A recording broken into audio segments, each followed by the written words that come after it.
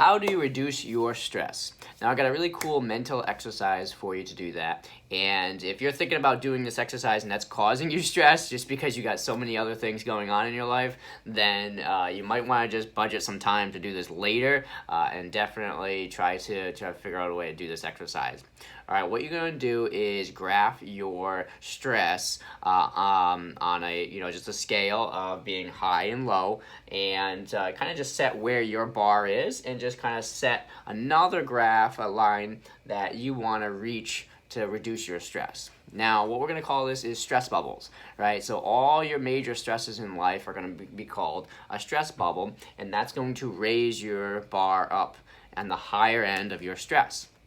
Categorize all your stress, so it could be chronic stress, it could be the small things from taking the dog out and maybe something happened. You just want to try to categorize all those stressors and give it a rating, okay? So 5 being the highest, and that's going to be a big bubble, and 1 being a small stressor, and that's going to be a small bubble, right? Position those all over the graph. Right, give a harder stress, something that's going to be big, chronic, a number 5, and put that in the center. And all the smaller ones are going to be around there, lifting that bar of stress higher and higher. Now you can start to attack those. Right, now this is exercise great to get aware of where your stresses are coming from, and you can also give yourself a plan on just attacking the small bubbles to slowly reduce that stress.